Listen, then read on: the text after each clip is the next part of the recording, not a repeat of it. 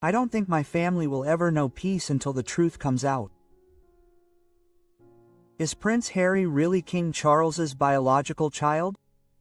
Could this be the reason for their ongoing conflict? Recently, reports surfaced that Prince Harry was moved to tears when the results of a DNA test regarding his paternity revealed a surprising twist. For many years, speculation persisted that King Charles was indeed Harry's biological father, but a recent DNA test from a renowned laboratory completely debunked this belief. So what can we expect from the prince? Will this discovery affect Harry's royal status? Stay with us as we reveal the surprising DNA test result that reveals the truth about his father. To fully understand this revelation, we must go back to the beginning. When did Princess Diana begin having affairs? Did they begin before or during her marriage? And if Charles is not Harry's biological father, who is? The birth and claims of Prince Harry. Prince Harry was born on September 15, 1984, at St. Mary's Hospital, Lindoing. Mary's in Paddington, London, is the second child of Charles, Prince of Wales, who would later become King Charles III, and Princess Diana of Wales. Harry was born during the reign of Queen Elizabeth II. Diana later shared that she felt a special bond with Charles when she was pregnant with Harry. She knew she was expecting a son, but kept it a secret, even from Charles, who wanted a daughter. Harry was christened on December 21, 1984, in St. George's Chapel at Windsor Castle, and his full name was Henry Charles Albert David. The ceremony, performed by Robert Rancière, then Archbishop of Canterbury, was surrounded by an aura of solemnity and significance. Although his legal name is Henry, family and friends always called him Harry, and his brother William even jokingly nicknamed him Harold. Harry grew up with William at Kensington Palace in London and at Highgrove House in Gloucestershire. Diana consciously chose to provide her sons with experiences outside of royal tradition. She took them on adventures to places like Walt Disney World and McDonald's, but also ensured they visited AIDS clinics and homeless shelters. Diana wanted her sons to understand both the joys and challenges of life. From a young age, Harry often accompanied his parents on royal duties. His first trip abroad came in 1985, when he traveled to Italy. He also made several family trips to Canada in 1991 and again in 1958. In 1996, Harry's parents, Charles and Diana, officially divorced after a long and difficult separation. Sadly, Diana's life ended tragically in 1997 in a car accident in Paris, an event that shocked the world. After her death, Harry and William spent time with their father at Balmoral Castle, where Charles broke the sad news of their mother's death. At Diana's funeral, 12-year-old Harry walked behind her funeral procession, along with his grandfather, Prince Philip, and his uncle, Charles Spencer. After their mother's death, Harry and William inherited the majority of Diana's estate, which was estimated at around £12 million to £9 million, including her jewelry and personal items. By the time they reached 30, each brother had an individual inheritance of £10 million, which had grown over the years. They also received a number of Diana's estimated possessions, including her iconic wedding dress, several glittering tiaras, and a collection of letters and other personal items.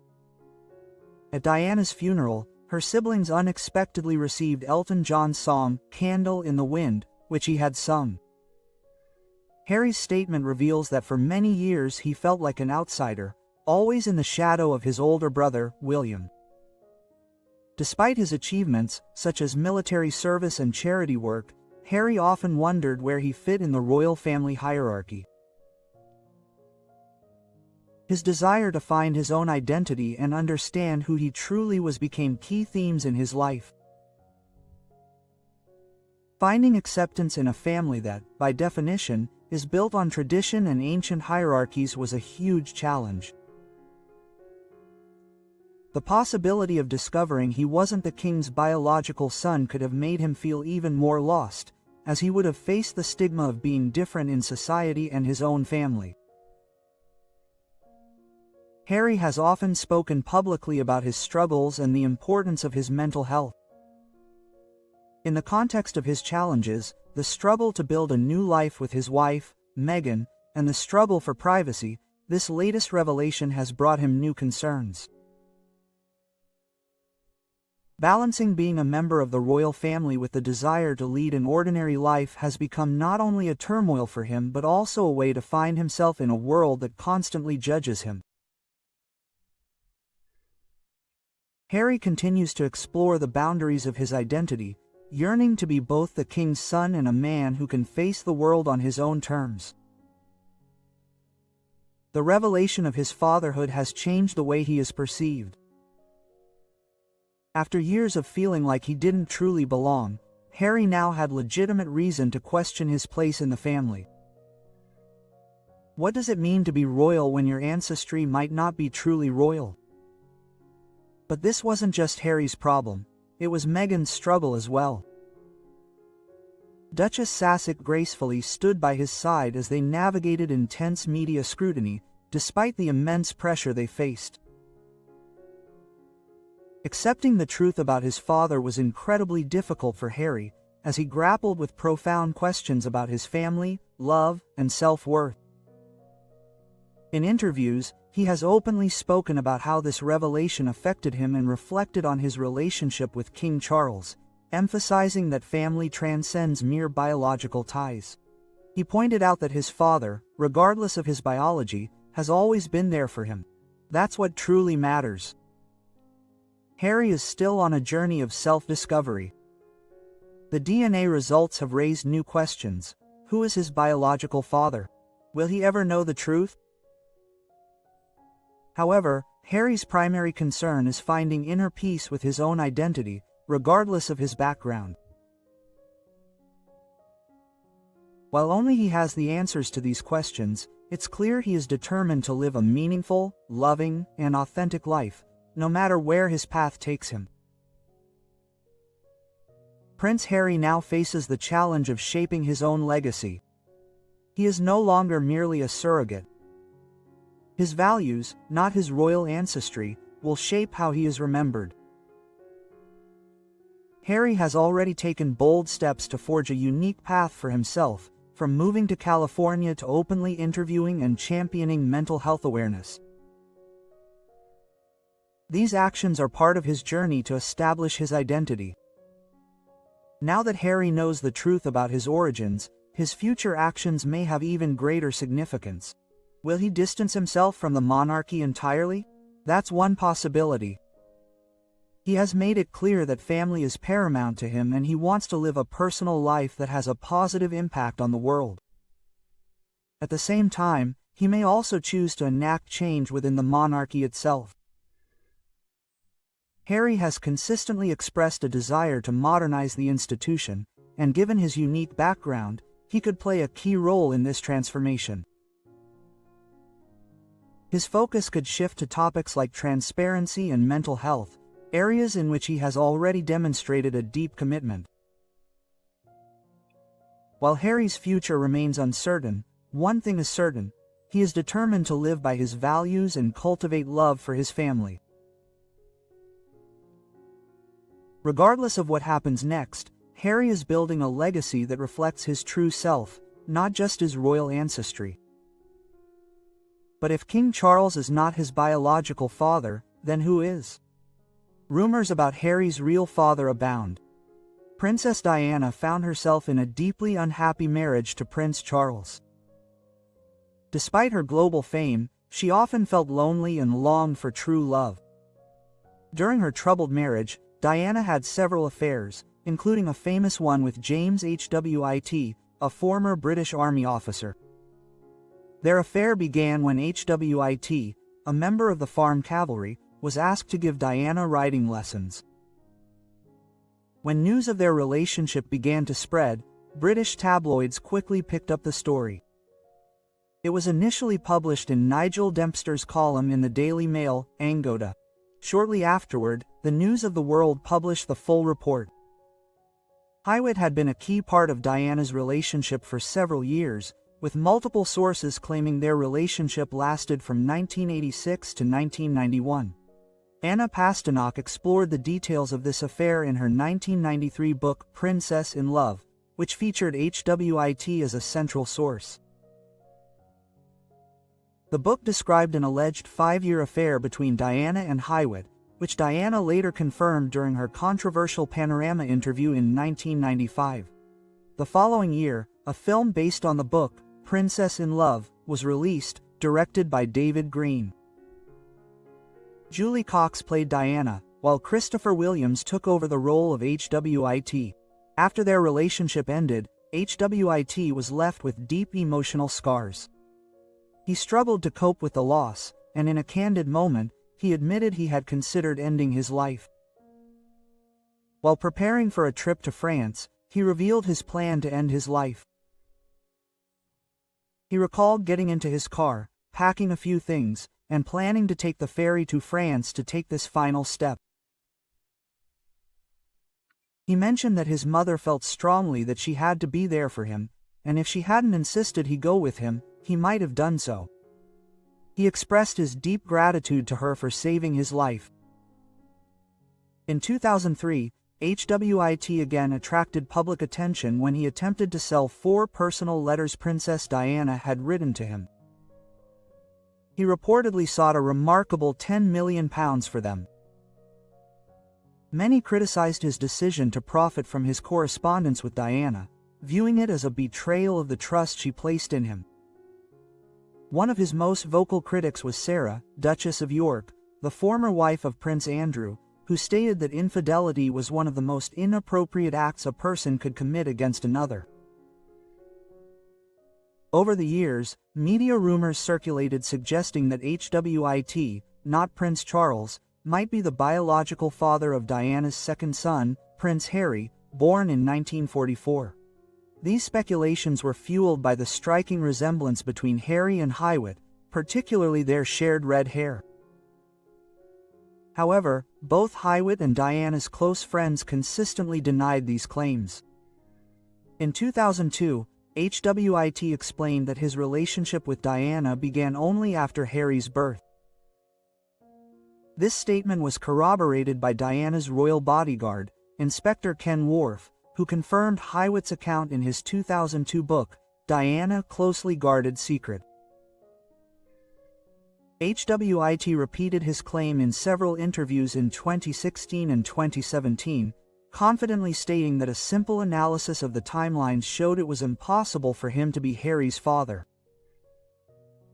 He pointed out that Harry was born on September 15, 1983, meaning he would have been conceived around Christmas 1983.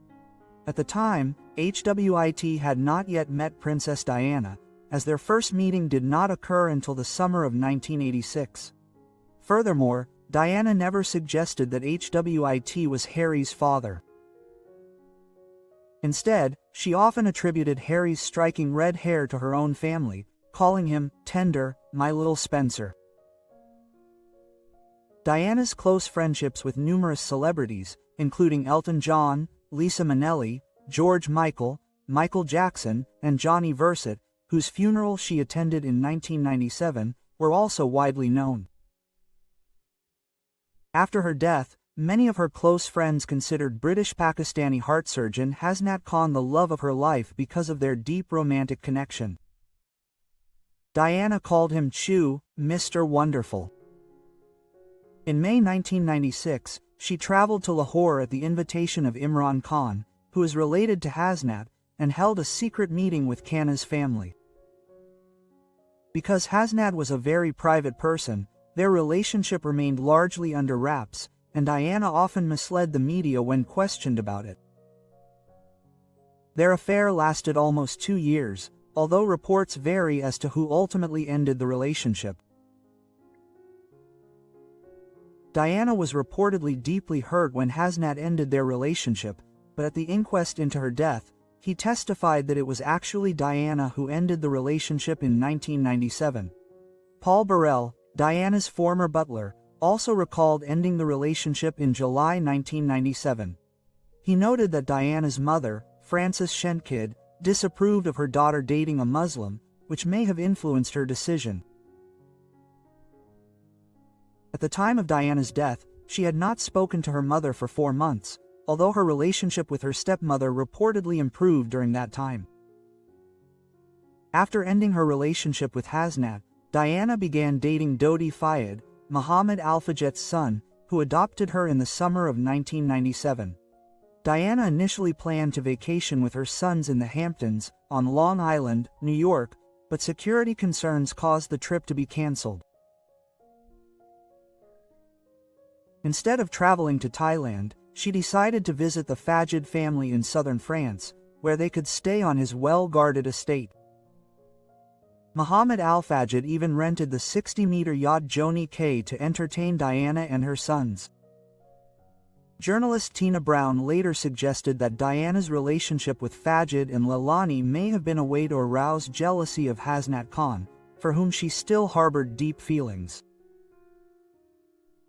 After her death, Paul Burrell, journalist Richard Kay, and her voice coach Stuart Pearce noted that Diana was considering buying a property in the United States, perhaps as a way to start a new chapter in her life away from the scrutiny of the British media. Although Diana's affair with Fayed attracted considerable media attention, it seemed her feelings for Khan remained strong until her untimely death, which added further complexity to her private life in her final years. What does this revelation mean for the monarchy, and how do you think the public will react? Could this DNA test be at the heart of the ongoing feud between Prince Harry and King Charles? Let's take a look at the timeline of the long-standing conflict between Prince Harry and King Charles III. Prince Harry informed the world that King Charles had stopped answering his calls. During Prince Harry and Meghan Markle's exclusive interview with Prince Winfrey in 2021, Harry not only made shocking statements that cast the royal family in a negative light, but also revealed that his father, King Carol Turchik, had turned against him. This came after Harry and Meghan explained how the monarchy had failed them in the face of relentless attacks from British tabloids. Harry said he tried to get support from his father, but Charles didn't respond. "He stopped answering my calls," Harry told Winfrey. "I will always love him, but there's been a lot of pain," he added, setting the stage for further drama. The issue of Charles not returning Harry's calls was addressed in Robert Jobson's 2023 book, Our King Carol Tristy, The Man and the Monarch Revealed. The book delves into what went on behind the scenes. Jobson claimed that Harry initially raised his concerns with Queen Elizabeth Drucketti, but she felt it would be better for Harry and Carol to resolve their differences directly rather than using her as an intermediary. According to Jobson, Carol stopped taking Harry's calls after his son insulted him and repeatedly asked for money. He also noted that the Queen reprimanded Charles when he refused to help, to which he replied that he wasn't a bank. Prince Harry accused King Carol of abandoning him. In a groundbreaking 2021 interview with Prince Winfrey, Prince Harry claimed that his father almost immediately cut him off financially after he and Meghan Markle stepped down from royal duties. This left the couple vulnerable as the paparazzi intensified their interest. Harry accused his father of abandoning them during a particularly sensitive time. "My family abandoned me financially, and I had to find a way to ensure our safety," he said. "I was cut off at the beginning of 2020, but I had what my mother left me, and without that, we wouldn't have been able to function," he added. In his memoir, Spare, Harry detailed these claims, explaining that Charles was my boss, my banker, my financial manager, my custodian of funds throughout my adult life. He noted that his financial difficulties stemmed from being cut off from his institution, forcing him to find a way to support Meghan and their son, Prince Arce, without the support of the royal family. Despite everything that happened, Harry mentioned during the interview that he still loves his father. "I will continue to try to heal this relationship," he said. After King Charles's recent cancer diagnosis, he may finally have a chance at reconciliation. Prince Harry accused his father's office of leaking his and Meghan Markle's plans to withdraw from the royal family. After resigning from royal duties, Prince Harry made several shocking accusations, including a claim that King Charles's office had leaked his and Meghan Markle's plans to the press. In the 2022 Netflix documentary series Harry and Meghan, Harry revealed that their plans to move to South Africa were thwarted when palace officials allegedly leaked the information to the press. He expressed disbelief that his father would allow such a breach. However, when Charles asked him for a written record of their plans to move to Canada, Harry complied, something he later regretted. "I sent him an email on January 3rd, Harry explained in the documentary. "In one of those emails, I mentioned that we would be willing to give up our titles as Duke and Duchess of Saxony if necessary. So that was the plan." Quote. Shortly after Harry documented their intentions, details appeared on the front page of the Sun newspaper. "It became clear that the institution had revealed the fact that we were planning to return to Canada," he said, pointing out that the newspaper's knowledge of their willingness to give up their titles was a clear indication that the information originated from his father's office. Prince Harry accused King Carol of never apologizing for the way he and Meghan Markle were treated within the royal family. "When it comes to family disputes within the royal household, accusations abound, but apologies are scarce." This image was depicted by Prince Harry in his and Meghan Markle's Netflix documentary series, which reflected on a conversation with King Carol Tersheg and Prince William after Prince Philip's funeral, revealing that their attempts to reconnect were unsuccessful. Harry suggested that his brother and father simply failed to understand that he had legitimate reasons for stepping back from royal life. Although neither was willing to discuss Harry's departure during the funeral, they attempted to raise the issue but failed to reach an agreement. "It was difficult, especially when I tried to have conversations with my brother and father, who were focused on their own misunderstandings of the situation," Harry shared. He admitted that he had come to terms with the fact that he couldn't expect real accountability or an apology from his family. Quote, "My wife and I are moving on. We're focused on what the future holds," he said, emphasizing that he didn't want to wait any longer. King Carol didn't mention Prince Harry and Meghan Markle in his royal Christmas message. While some hopeful fans might have wished the rift between Prince Harry and King Carol Tersheg was more media fiction than reality, Charles made it clear that things were not going well between him and his son. He omitted Harry and Meghan Markle from his first Christmas address as king in 2022. In his speech, he praised Prince William and Duchess Catherine, but Harry and Meghan were nowhere to be found in his remarks.